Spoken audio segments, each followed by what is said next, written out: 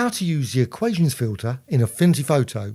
In this tutorial, I'm going to show you a radial effect. The equations filter can be used to create all kinds of really amazing designs. So first thing to do, create a layer or bring in an image. The key thing is you've got something to work with. So edit and fill. Now I'm going to set the color to black. Click apply. And it just needs something to work with. So it could be an image, it could be a gradient, whatever. So filters menu and colors. And I'm going to go with procedural texture for a first example. I've created hundreds and hundreds of presets, and you can find tutorials on the Graphic Extras channel. And that's just one of them. The procedural texture comes with an awful lot of Affinity Photo ones as well, so you can use one of those if you haven't got these ones. So I'm just going to use this one. Just going to go with something. It's a nice colourful design. I could have used a gradient instead. So once I've done happy with that, I'm going to click apply.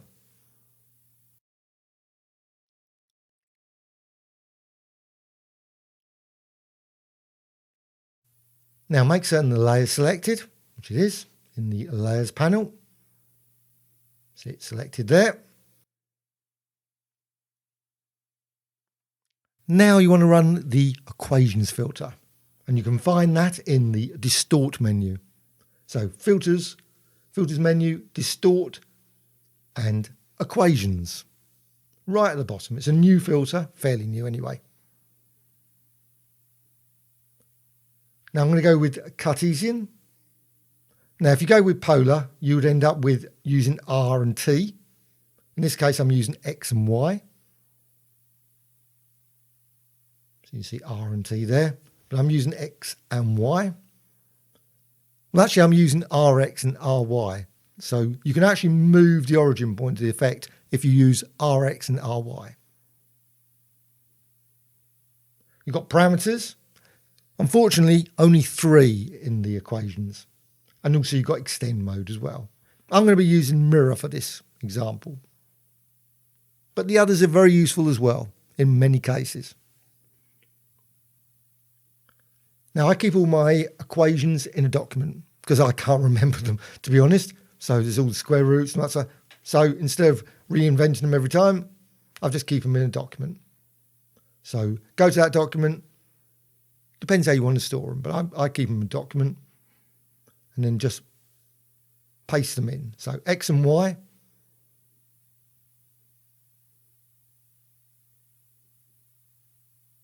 Sometimes you make a mistake. It's quite easy to make a mistake. I've actually copied the X equals. Not very helpful. You want just the square root bit. Unfortunately, you can't expand out the entry either. So you're really quite limited to how much space you've got. I mean, it extends quite a way, but you can't see it. So it's quite easy to make a mistake.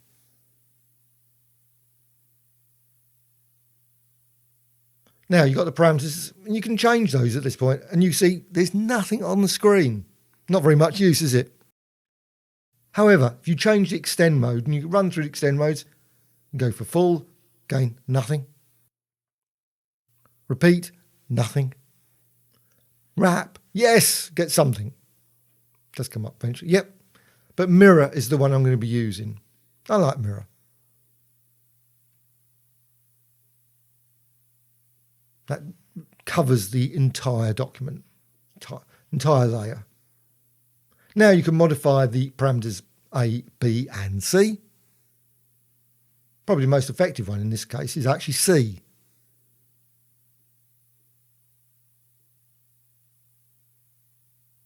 So once you change C, you can actually see probably the parameters B and A a bit better.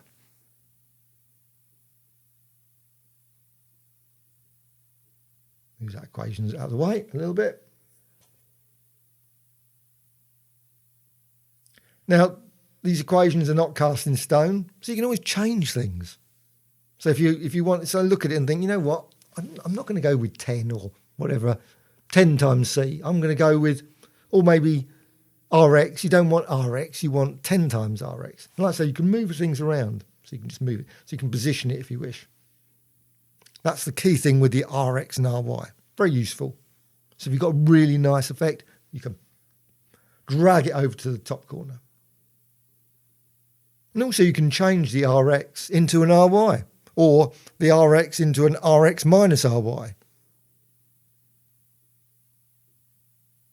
There's a whole range of things you can do with that equation. It's literally not cast in stone. It's just a template. And also what you can also do, you've got chunks in that equation. So there's a chunk of, so what you do, you can copy parts of it and then paste it back in again and maybe make some variations there to add some additional modifications to the equation. So you can put 10 times Rx. Now, if you create an equation that you really, really like, good thing to do is always to copy it, keep it in a document, because you might forget it later. You might think, oh, what was it? Divided by 10 or times 10? I can't remember anymore. And then you have to reinvent it again. You have to keep looking at it and thinking, right. So it's nice, once you've found something you really, really like, remember to put it into a document. It's the easiest way. You can also store it in the assets. I've actually done that. I've actually copied it, then pasted the text into the assets. Maybe a bit extreme. But anyway, you can use the assets for storing equations as well. Because the one sad thing about this is it doesn't have presets. Procedural texture does, but for some weird reason, equations doesn't. Be really nice, but you can get around that by using macros to a degree. It's not perfect. You can see subtle changes to the equation just by changing C times 10 or C times 100. It's a really extreme change at that point.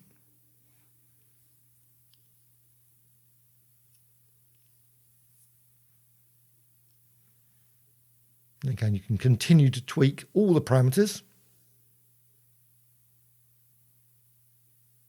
And it's experimentation. Just experiment with it. You can create all kinds of amazing designs and effects just by a bit of experimentation.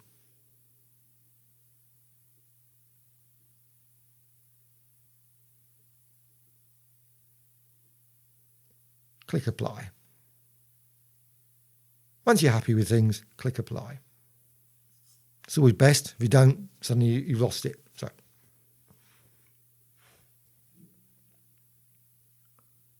what you can do is there's a real nice feature, the repeat feature. So you can just repeat the effect, filters menu, and repeat equations, and you can apply. Sometimes some of the equations don't work so well because they're really intense. What will happen is you'll end up with a basically noise or not very great effect after about 2 goes. That one seems to work a bit better. Then you can go to the gradient tool, or you could bring an image in or whatever, and then go up to the filters menu. Now just going to go to swatches. The grey one is not particularly the best. Always defaults to that one. I always think that was a pity. It would be nice if it remembered the last gradient you used. For some weird reason, it always goes back to the grey one. Can't understand that. Anyway, filters and repeat equations. And again, you can see the effect applied there. And you can go to any of the other gradients and apply those as well. And they say you could use images, you could use text, you could use anything that's a pixel layer, as well as a vector layer as well, which I'm going to show later.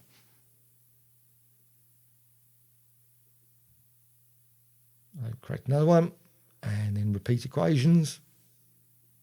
And you've got the distortion there. You can keep doing that with that repeat. It's a bit limited because it, of course, just applies the same parameters each and every time, the same origin point each and every time.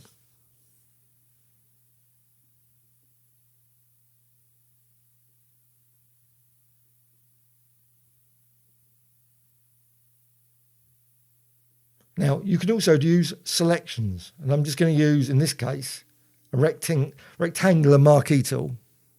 You could use a circular one. You could create your own selection. So I'm just going to create a selection. And then again, you can go back, if you wish, to the filters menu and repeat equations. And now what that does, it just applies it as if it was the entire document. It's not very helpful. It doesn't apply the effect to that area. Just applies it to the entire document and just shows you that slice. It's a mask. So to actually apply the effect to that selection properly, go to the filters menu and distort and equations.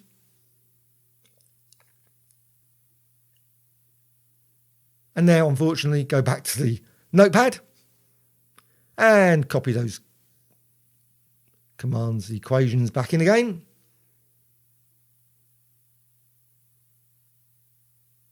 Sorry about this. It's a slightly slow process, but what can you do? And select the Y. Now, it's quite easy, and I've done it a few times, where you can copy the Y and you make a mistake, and you end up with lots of spaces, or you've copied the equation in 3 or 4 times, and then it will just go red. It won't allow you to do it. It's quite easy to do that mistake, because unfortunately you've got one line, so you can't see what else you've got. And again, you've got the same problem as before. The extend mode needs to be put down to mirror. And again, you've got the parameters, and you can also move the origin point as well, if you wish, of the effect. So you can go in there and move the origin point as well. Click apply. Now you can see you can create unusual effects in a particular area.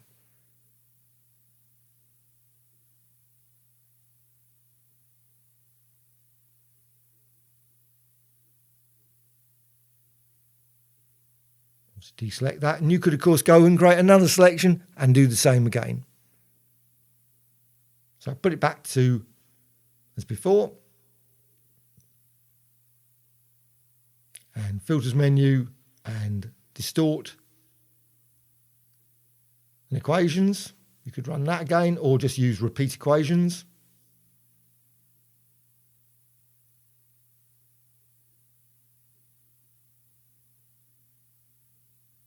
You can also use fade equations, and that can be found in the layers menu, which is quite nice because fade now it defaults to 50%.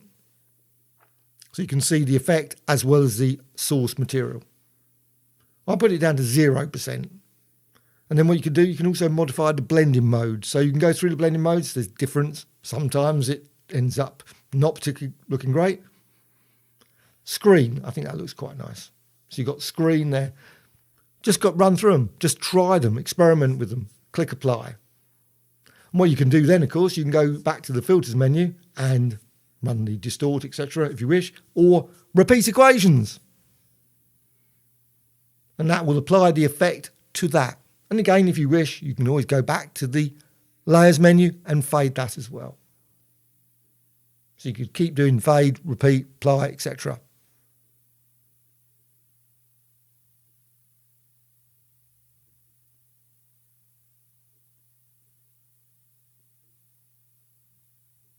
What you can also do is layer menu and duplicate. So you can create 2 layers. So you've got 2 layers exactly the same. Now you could apply, of course, different gradients to each. Don't have to have the same gradient. You could use a procedural texture. You can again use repeat equations just to make it quicker, but you can go to distort menu and equations again. Once you've done that, you can then go to the blending modes in the layers panel and set to lighten. So it's much the same as the fade. And also, not only that, you can also use transformations. So you can scale it up, rotate it, distort it, maybe apply other filters on top of that and just create all kinds of weird and wonderful effects using a combination of layers with different equation filters applied.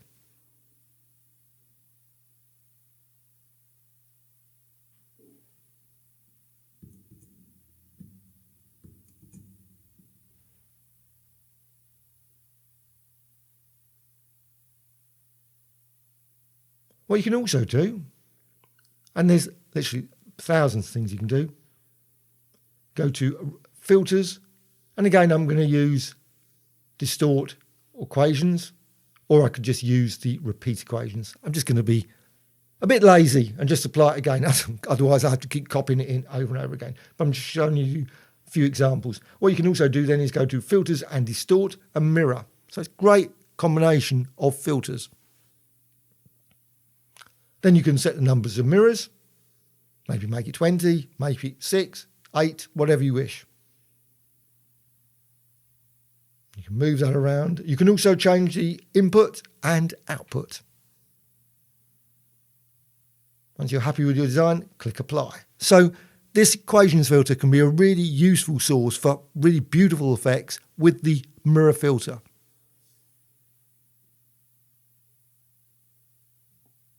And of course, once you've done that, you can save it to assets. And also in this example, I'm not saving it, but you can, of course, just go to the filters menu and export, and then export it to Photoshop or another application.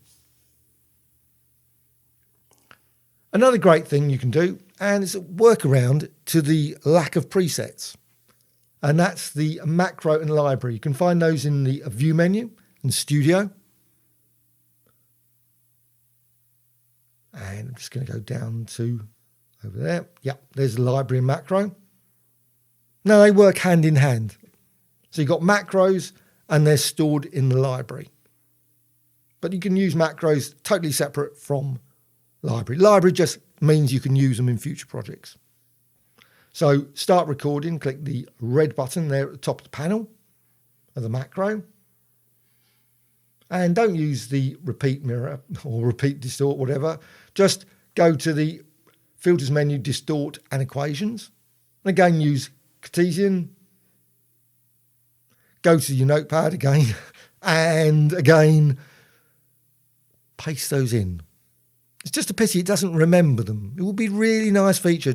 I'm not certain why there's no feature just for recalling when you go into it. It shouldn't always go back to the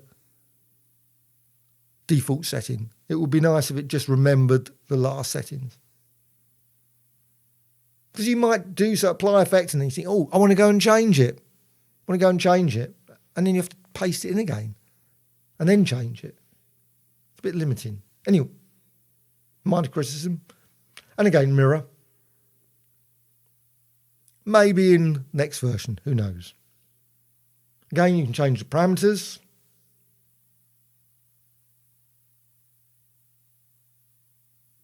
And you can create all wonderful, weird distortions there. You can see you've got so once you're happy with that, click apply. And the key thing is the macro, not the effect itself. So you've got the equations there. You can see that entry, one entry. You could, of course, combine it with others. You could put mirror in there. It's up to you. So make certain you stop the recording. Otherwise, if you go and do something else, suddenly you're adding that in as well. But you can always remove it by deselecting it, of course. So you could add, as I said, filters, distort and mirror, or maybe another equation. So you can have 3, 4, 5, 6 equations combined. So stop it at that point, stop recording, click the stop button. And now you can see the entry there, the single entry. Go to the second button there, and that's add to library. Not particularly obvious, it's add to library. It's a couple of squares, but it's add to library. Click that. And then go to the category you want. I've got an Andrew one. You, of course, create your own categories. Give it a name. And click OK. Now it's saved to the library. Very useful because now you can use it in future projects. So I'm just going to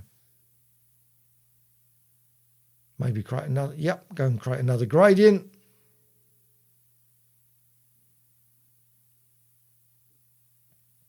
And go to swatches. It's quite easy. Got a number of gradients that I've created. And you've got that design there. And what you can do, click there in the library, and then it's applied. Of Quick and easy. You can apply it multiple times. You just keep clicking it. Click it again. You can go too far, and I say you end up with something that's just literally lines.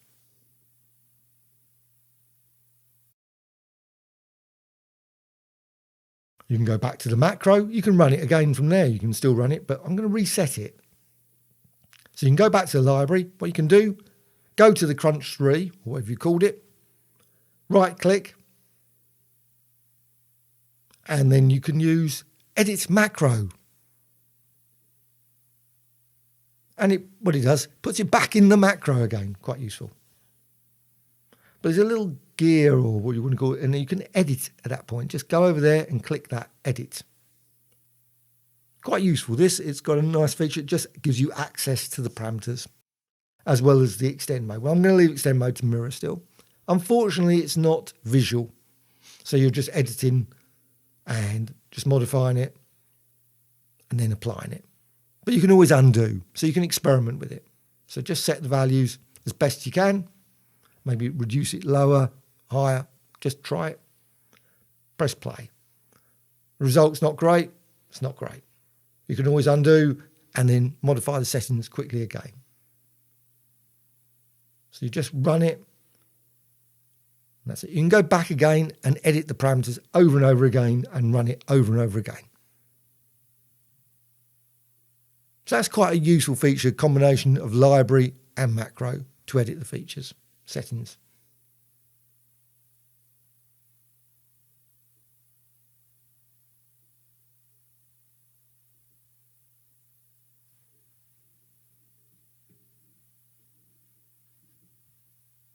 So filters menu,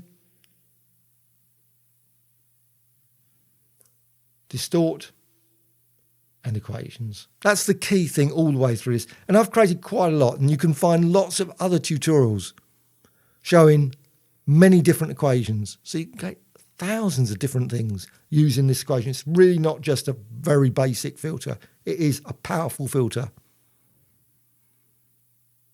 But as I mentioned, with the limitation that there's no presets. So you have to copy and paste in.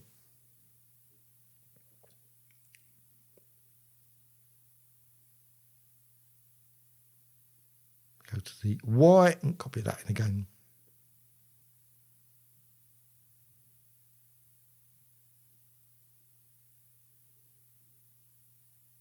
Again, go down to the extend mode, set it to mirror.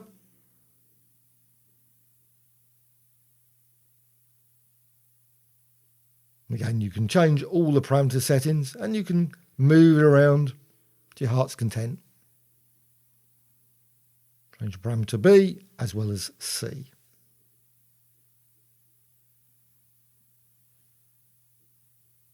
As I said, you don't have to use it with gradients. You can use it with an image as well. You can use it with type that's created as a layer. So you can create all kinds of effects using this.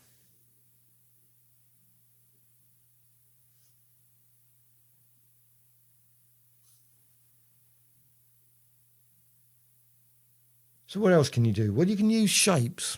That's quite a useful one. Now, some equations work really, really well with shapes. This one, perhaps not so great. So you just create a quick circle. It's a vector shape.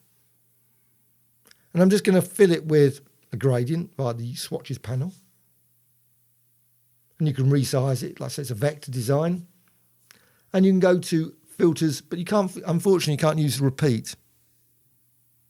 Deactivate at that point. So it's filters menu, distort, and equations.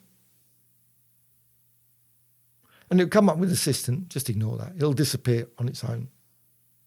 And again, unfortunately, you have to copy in those, the X and the Y. And you can use this with any shape. Also, you can use it with any shape you create. That's the key thing as well. So if you go over to the pen tool, create something, modify it like with the nodes, etc. You can create some really unusual shapes. Then you can apply the equations to that. So it doesn't have to be just one of the default shapes. And there's quite a lot of shapes available in Affinity Photo. So paste that in. And again, you can see the same problem as before. 0 setting, it's not very good, but extend mode, put it to mirror. Now, as I said, this one doesn't really work as well as, but again, if you go to the equations itself, maybe change some of the other settings. So C times 10, maybe that's too much for vector shapes. So you could change, say some of those settings, and then you'll probably create quite an interesting effect from the shapes. Again, apply. And once you've done that, it's a layer. It's a standard layer at this point. So what you can do, you can go to, again, you go to Filters menu and Distort, maybe apply Mirror. You can also go to the Layers panel. Go to Layers. And you see there, it's a pixel layer. It's been converted from vector to pixel. That's what the assistant says. Doesn't keep it as a vector, unfortunately. Be nice. So there's a whole load of options, 3D, adding shadows, gradient overlay, color overlay, outer shadow. So you can add shadows as well as bevel effects and much, much more to your design. Once you're happy with that, click Close.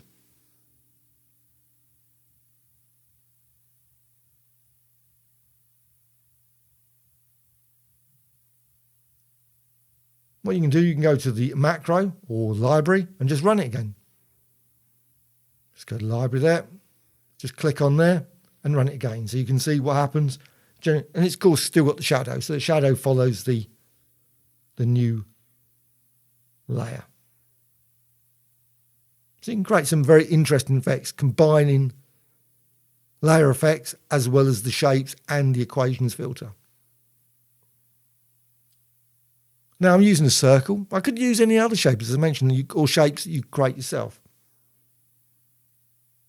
So you could use maybe a star, or maybe again, circle. I'm going to show you as well, again, circle, you can just do it via library very easily. Just click on that crunch tree, just apply it to any of the shapes. So go there to the star. But the only thing, of course, is that it uses the origin point that's been stored in the library's macro. So it may or may not be what you want. So you might have to go to the Filters menu, Distort and Equations to actually apply it properly. Well, I hope you found this tutorial of interest, running through quite a few of the options you can do with the equations, and literally there's thousands of other equations available. You can find many other tutorials about it on the Graphic Extras site. Hope you found this tutorial of interest. Please subscribe to the Graphic Extras channel, always adding more and more tutorials about Affinity Photo. Also, please add some comments, always appreciated. Thank you much for that. And also a dislike or like. Thank you.